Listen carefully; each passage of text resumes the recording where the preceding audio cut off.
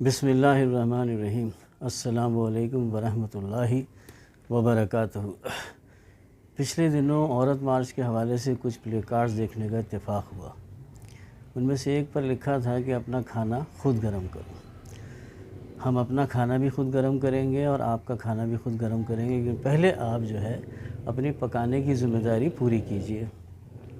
کھانا پکے گا تو گرم ہوگا نا۔ جب آپ کھانا پکائیے تو ہم کھانا خود گرم کریں گے، آپ کا بھی اور ہمارا بھی۔ ایک اور پلے کارڈ پر لکھا تھا کہ میرا جسم میری مرضی۔ بالکل آپ کا جسم ہے اور آپ کی مرضی ہے۔ اپنی پسند کا برقع لائیے، اپنی پسند کی چادر لائیے اور شریعت کے حساب سے پردہ کیجیے۔ ایک کارڈ پر لکھا تھا کہ جاگ عورت جاگ۔ بالکل عورت کو جاگنا چاہیے، شوہر کی خدمت کرنی چاہیے، بچوں کی ذمہ داری پوری کرنی چاہیے اور گھریلو جو ذمہ داریاں اس پر ہیں اس کو گھریلو ذمہ داریوں کو نبھانا چاہیے، تو اس کے لیے جاگنا بہت ضروری ہے۔ تو بالکل صحیح لکھا ہوا ہے۔ ایک پلے کارڈ پر لکھا تھا کہ ہم ہیں وہ گناہگار عورتیں۔ تو جب انسان کو اپنے گناہوں کا اعتراف ہو جائے، احساس ہو جائے تو یہ بڑی اچھی بات ہے۔ اللہ رب العزت کے آگے معافی مانگے، اللہ بڑا غفور الرحیم ہے، آپ کو معاف کر دے گا انشاءاللہ تعالی۔ ایک پلے کارڈ پر بڑی عجیب سی بات لکھی تھی جس کی ریلیونس تو نہیں ہے، لیکن بہرحال ایک خاتون اس کو پکڑے ہوئے تھی۔ اس پر لکھا ہوا تھا کہ احمقوں کی کمی نہیں، ایک ڈھونڈ ہزار ملتے ہیں۔ تو میں اس خاتون کے لیے بڑا پریشان ہو گیا کہ وہ ایک کو بھی کیوں ڈھونڈ رہی ہے، شاید اکیلے میں دل گھبراتا ہوگا۔ بہرحال یہ تو بات ہو گئی مثبت سوچ رکھنے کی۔ اب آتے ہیں کچھ سچائیوں کی طرف، کچھ حقائق کی طرف۔ بدنصیبی سے مغربی تہذیب کی دنیاوی لذتوں نے ہمارے لوگوں کی سوچنے سمجھنے کی صلاحیت کو ڈورمنٹڈ کر دیا ہے اور بڑا متاثر کر دیا ہے، اور وہ صحیح اور غلط کے فرق کو سمجھنے سے بھی اب قاصر ہو گئے ہیں شاید۔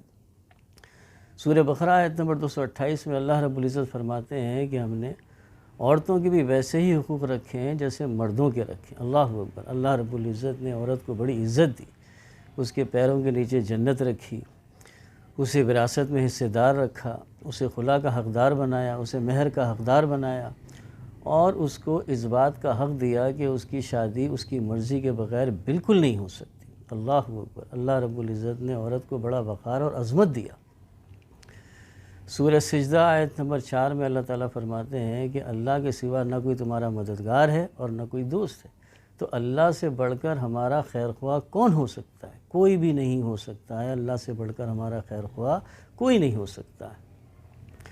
لیکن بدنصیبی سے ہم ان لوگوں کی پیچھے چل رہے ہیں جو گمراہ ہیں، بے خبر ہیں، بے علم ہیں، اور اسی بے علمی کے اندر انہوں نے اللہ پر ایک ایسا جھوٹ بولا، ایک ایسی تہمت لگائی جس کے لیے اللہ رب العزت نے سورہ مریم آیت نمبر 88 سے لے کر 92 تک پڑھی ہے۔ اس میں اللہ رب العزت نے کہا کہ انہوں نے اللہ پر ایک ایسی تہمت لگائی، اتنا بڑا جھوٹ بولا کہ اللہ اولاد رکھتا ہے، استغفر اللہ، اتنی بڑی تہمت لگائی اور جھوٹ بولا۔ اس جھوٹ سے قریب ہے کہ آسمان پھٹ پڑے، زمین پھٹ پڑے اور پہاڑ ریزہ ریزہ ہو جائیں۔ اللہ اکبر! اور کہا کہ روز قیامت آسمان والے اور زمین والے اللہ کے سامنے پیش ہوں گے بندہ بن کے، مخلوق بن کے۔ تو آپ اندازہ لگائیے کہ جو لوگ اپنی رہنمائی نہیں کر سکتے، اپنے آپ کو راستہ نہیں دکھا سکتے، وہ ہمیں کیا راستہ دکھائیں گے؟ اللہ رب العزت نے عورت کو اشرف المخلوقات بنایا۔ سورہ بنی اسرائیل آیت نمبر 70 میں اللہ تعالیٰ فرماتے ہیں کہ ہم نے اولاد آدم کو عزت بخشی اور اس کو اپنی بہت سی مخلوقات پر فوقیت دی۔ اب ظاہر ہے اولاد آدم میں عورت بھی ہے، تو عورت کو اللہ رب العزت نے اشرف المخلوقات بنایا اور اتنا بڑا درجہ، اتنا بڑا مقام اللہ رب العزت نے عورت کو دیا۔ لیکن آپ دیکھیے ویسٹ نے کیا دیا؟ ویسٹ نے کہا اسے بیبی مشین۔ اللہ اکبر! اتنے بڑے رتبے سے اسے گرا کے اسے اتنا بے وقت اور بے معنی اور پبلک پراپرٹی بنا دیا۔ آپ اگر اشرف المخلوقات ہیں، آپ اگر اشرف المخلوقات ہیں، عورت ہیں، تو آپ کے پیروں کے نیچے جنت ہے۔ ایک صورت میں آپ کی وجہ سے آدھی جنت ہے، ایک صورت میں آپ کی وجہ سے رحمتیں ہیں، اور اگر آپ بیبی مشین ہیں تو ایسا کوئی انعام، اکرام، اعزاز نہیں ہے۔ تو آپ اندازہ لگائیے کہ ویسٹ نے آپ کی عزت کو تباہ کیا ہے، آپ کی عزت کو موٹیفائی کیا ہے یا گلوریفائی کیا ہے۔ آپ کی عزت کو تباہ کیا ہے، کم کیا ہے، ذلیل کیا ہے عورت کو بیبی مشین کہہ کے، تو آپ اندازہ کر سکتے ہیں اس بات کے بارے میں۔